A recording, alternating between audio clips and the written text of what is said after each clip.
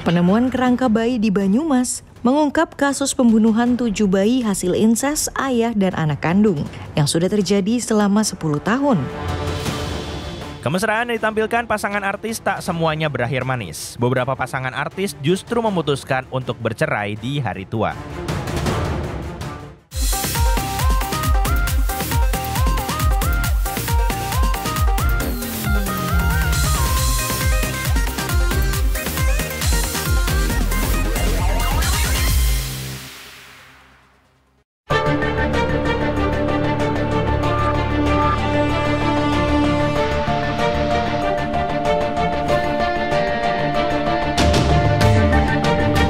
Perceraian di kalangan artis selalu menjadi perhatian publik.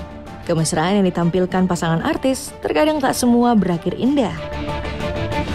Beberapa pasangan artis bahkan ada juga yang memutuskan perceraian di hari tua setelah hidup bersama belasan hingga puluhan tahun.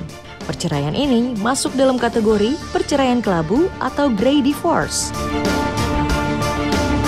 Berikut deretan artis yang memilih berpisah di hari tua.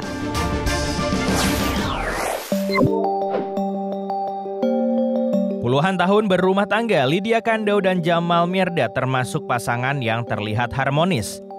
Namun keduanya memutuskan untuk berpisah saat keduanya sudah tak lagi muda pada tahun 2013 setelah selama 27 tahun bersama.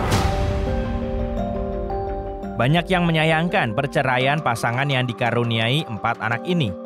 Saat berpisah, Jamal Mirdad berusia 53 tahun, sedangkan Lydia Kandou berumur 50 tahun.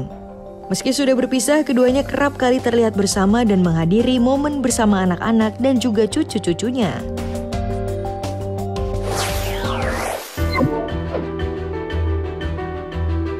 Rumah tangga yang telah dibina Dewi Yull dan Ray Sahetapi selama 23 tahun harus berakhir. Mereka resmi bercerai pada Agustus 2004. Keduanya menikah pada tahun 1981, tetapi pernikahan itu sempat menuai kontroversi karena disebut tak kantongi restu orang tua Dewi akibat perbedaan agama. Pernikahan yang penuh perjuangan itu akhirnya tak mampu bertahan. Dewi menggugat cerai Ray karena tak terima poligami. Saat cerai, Dewi Yull berusia 43 tahun, sementara Ray Sahetapi berusia 47 tahun. Dari pernikahannya, mereka dikaruniai 4 orang anak. Kini, Dewi dan juga Ray telah sama-sama memiliki pasangan hidupnya masing-masing.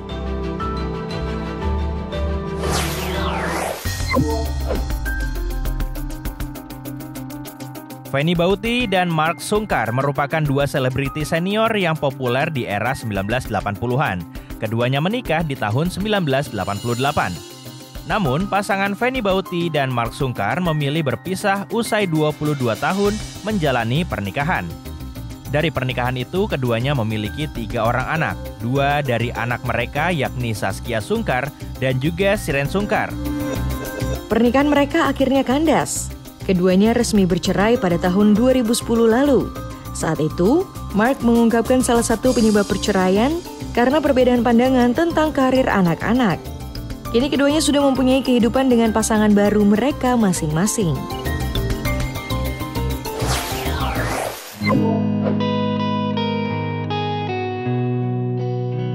Perceraian keduanya juga cukup mengejutkan publik karena pernikahan Sule dan Lina jauh dari gosip miring. 20 tahun menikah, Pengadilan Agama Cimahi, Jawa Barat akhirnya mengetuk palu gugatan cerai yang diajukan Lina. Pada 26 April 2018, Lina mendaftarkan gugatan cerai dengan alasan percekcokan dan ketidakcocokan. Padahal keduanya mengawali kisah cinta di bangku kelas 3 SMA hingga menikah pada 1988. Sule juga sempat menyebut Lina sebagai cinta pertamanya. Pengadilan juga menjatuhkan hak asuh 4 anak pada keduanya. Setelah bercerai, keduanya lalu menikah dengan pasangan masing-masing. Namun pada 2020, Lina dinyatakan meninggal dunia akibat sakit asam lambung. Sementara Sule kembali bercerai dari Natalie Holscher.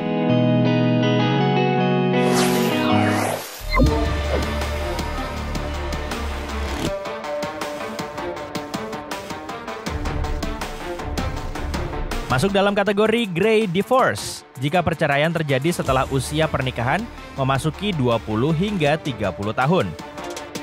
Beragam hal bisa menjadi penyebab Grey Divorce, seperti kurangnya keintiman setelah kedua individu memasuki usia lanjut, perubahan gaya hidup, hingga tidak ada lagi tujuan pernikahan. They certainly have been known to carry more, or we have been known to carry more of the emotional burden in the marriage. And because I think traditionally we've been more dependent on our partners financially and socially and all of that, but no longer are to stay with an individual anymore, that may not be serving them. And I think we've given ourselves permission to know that we've grown out of an unhealthy, out of a relationship, or that a relationship could be unhealthy. Nobody wants to be married to someone who is struggling with, for example, substance abuse or maybe an issue around being abusive or emotionally unfit. Tidak hanya itu, sejumlah pasangan artis lainnya juga ada yang memilih berpisah, meski sudah menjalani belasan tahun bersama pasangannya. Hal ini pun cukup mengagetkan publik.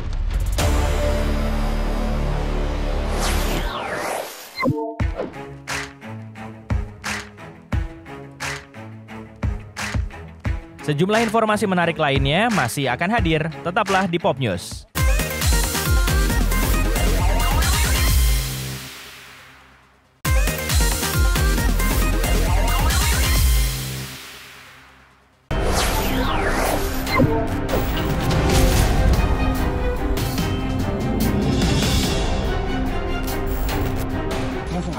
Masih ya Pak? Maaf Pak, Bu.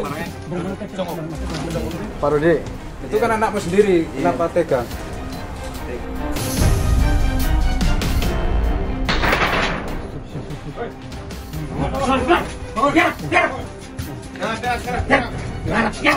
Inilah detik-detik penangkapan pelaku pembunuh 7 bayi hasil hubungan sedara.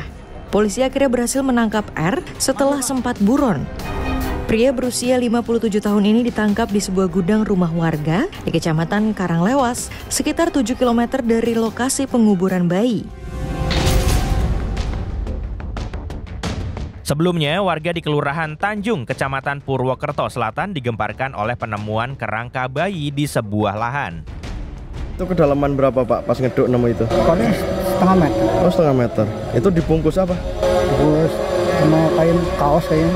Kain kaos. Tapi banyak tulangnya ya Pak? Banyak. Oke. Kalau misalnya itu manusia itu dewasa apa anak-anak kira-kira gitu? Kemungkinan anak-anak. Oh, bayi gitu enggak? Iya.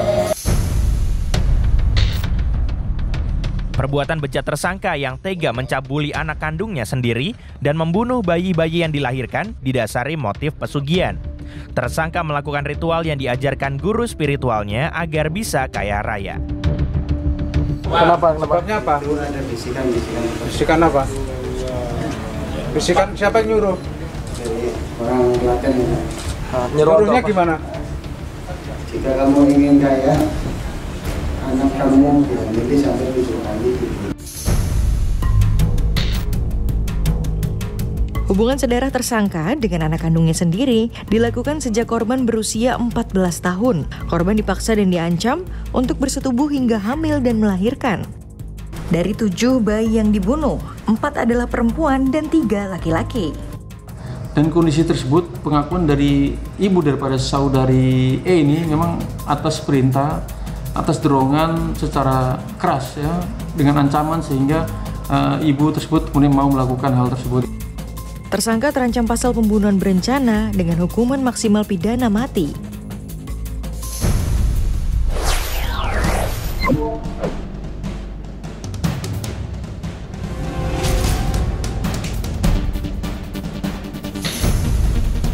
Pondok Pesantren Al Zaitun lagi-lagi membuat geger publik.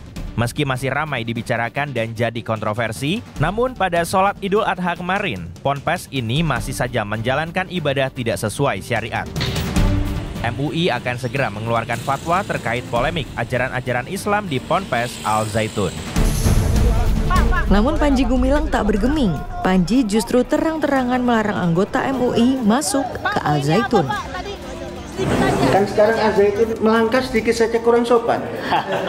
Nah, sampai dikatakan haram masukkan ke Al Zaitun. Nah, makanya saya bilang, ada majelis ulama tidak? Kalau ada saya suruh keluar. Karena sudah mengharamkan, maka syaratnya boleh masuk sini kecuali majelis ulama.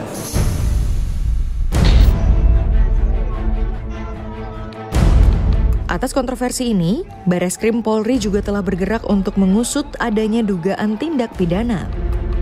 Ada aspek hukum pidana. Yang aspek hukum pidana tentu akan ditangani oleh Polri dan tidak akan diambangkan. Tapi pondok pesantrennya kita akan evaluasi secara administratif. Ya, tindakan evaluasinya itu apa? Melihat penyelenggaraannya, melihat kurikulumnya, melihat konten pengajarannya, dan sebagainya. Sempat muncul desas-desus jika Ponpes Al Zaitun mendapat backup dari istana. Presiden Joko Widodo membantah kabar itu. Saya dong, istana. Enggak lah. Sabar lah itu Pak Menko Polhukam, Pak Menteri Agama sudah saya perintahkan untuk mendalami.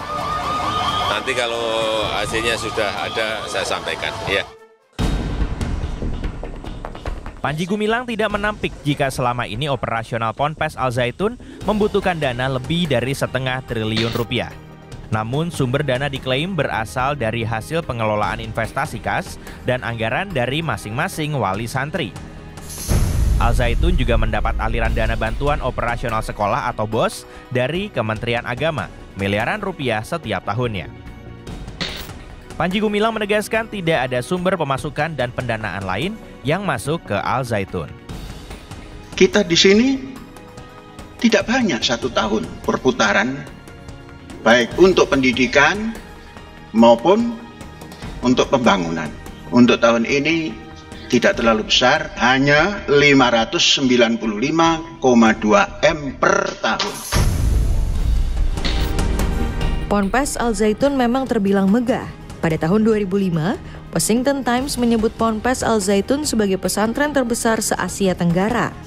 Berdiri di atas lahan seluas 1.200 hektar dan dapat menampung santri hingga 7.000.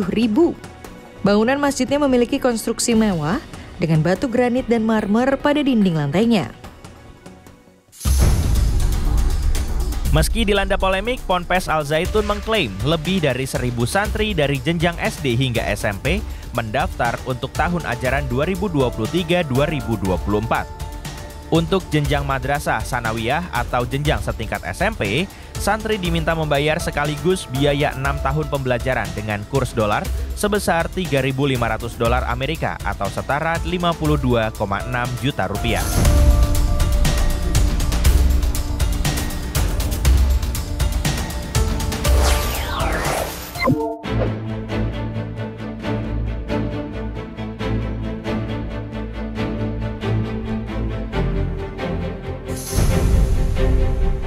Inilah saksi bisu yang merekam detik-detik penculikan seorang siswa berkebutuhan khusus di Pamulang, Kota Tangerang Selatan. Korban merupakan anak laki-laki berusia 15 tahun, kelas 8 SMP. Siapa sangka jika guru sekaligus wali kelas yang sudah diamanatkan oleh orang tua untuk mendidik dan menjaga anaknya di sekolah, justru tega mendalangi penculikan muridnya sendiri. Penculikan bermula ketika korban sedang mengikuti kegiatan belajar di sekolah, tiba-tiba diminta pulang lebih awal oleh pelaku. Kepada korban, wali kelas yang juga guru olahraga ini mengatakan kalau orang tua korban sedang berada di Bandung dan korban diminta menyusul menggunakan mobil. Hal ini pun dituruti oleh korban. Korban menyusul dan menaiki mobil yang terparkir di sekitar lingkungan sekolah. Korban tak ragu dan tanpa paksaan masuk ke dalam mobil karena memang sudah mengenal dan percaya dengan pelaku. Peristiwa ini terjadi pada 21 Juni pukul 9.27 waktu Indonesia Barat. Sejak saat itulah korban dinyatakan hilang. Hilangnya korban awalnya diketahui oleh sang kakek yang menjemput korban pulang sekolah. Namun korban sudah tidak ada di kelas ataupun di lingkungan sekolah. Keluarga korban dibantu pihak sekolah memeriksa rekaman CCTV dan segera melapor ke polisi. Ya akhirnya ketemu CCTV di nggak jauh sekitar 200 meter dari sekolah anak saya itu kelihatan anak saya itu jalan kaki ke arah pulang sebenarnya gitu ya. Dan di CCTV yang kedua baru ketahuan ternyata anak saya masuk mobil putih.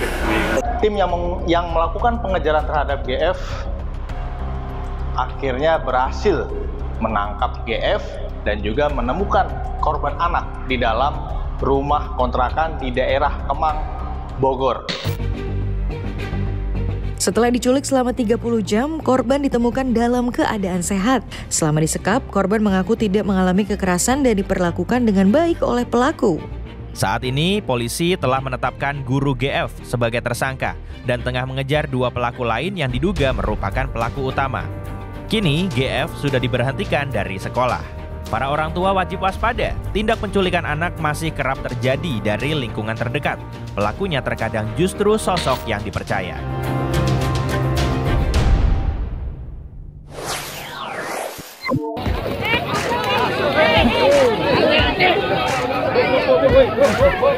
Sejumlah informasi menarik lainnya masih akan hadir, tetaplah di Pop News.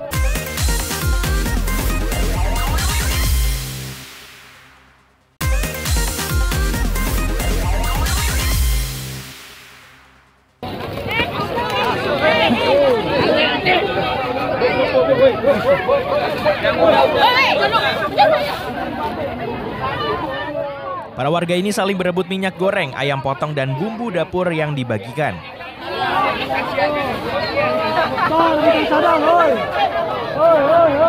Beberapa orang bahkan sempat terjatuh dan terinjak.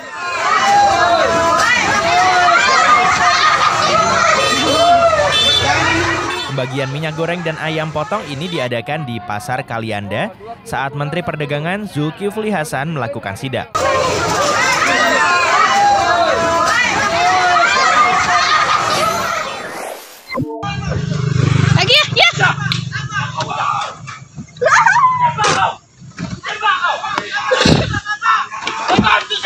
Aksi penangkapan begal ini terjadi di Jalan Lintas Curug, Lubuk Linggau.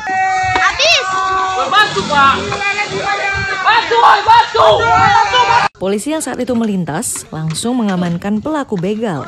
Namun pelaku pantang menyerah dan terus melawan polisi.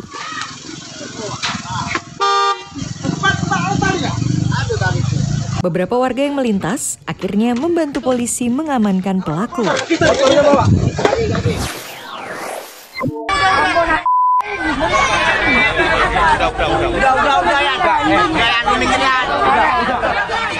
Pelaku begal motor ini ditangkap warga di Taman Kota Cengkareng. Warga yang tak mampu menahan emosi langsung menghajar pelaku. Pelaku begal yang berjumlah 2 orang ini awalnya mengaku sebagai debt collector.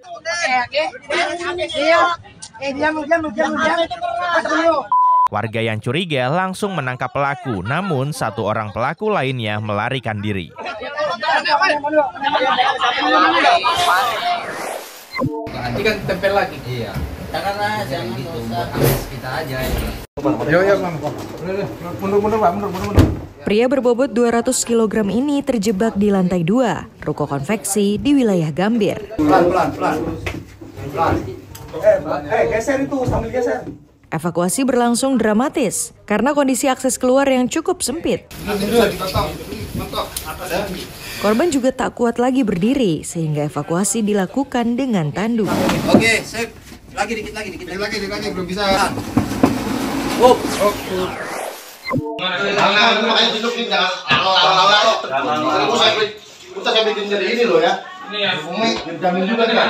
Inilah detik-detik sebuah rumah 2 lantai digerebek polisi karena diduga sebagai tempat praktik aborsi ilegal.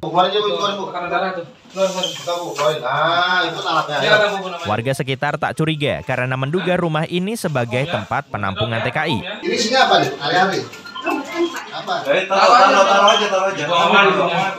orang yang terdiri dari terduga pelaku serta sejumlah pasien ditangkap polisi.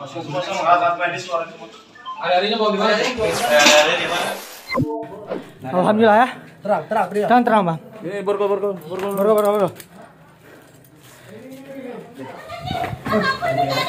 Ini apa nih? Ini punya rumah Ibu kan? Para pengedar narkoba ini tak bisa berkutik setelah polisi membekuk mereka di sebuah rumah. Barang bukti berupa 2,2 kg sabu yang dicampur bedak langsung disita.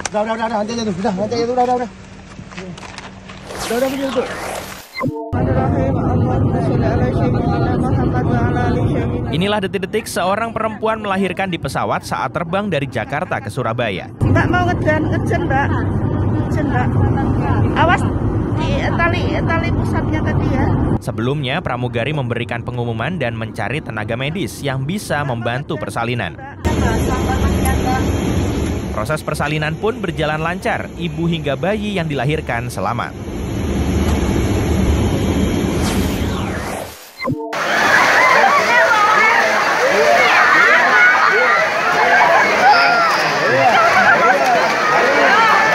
Ribuan warga ini berebut nasi ancak atau ancakan. Para pengunjung yang hadir meyakini bahwa nasi ancak yang berhasil diperebutkan bisa membawa berkah serta dapat menolak bala.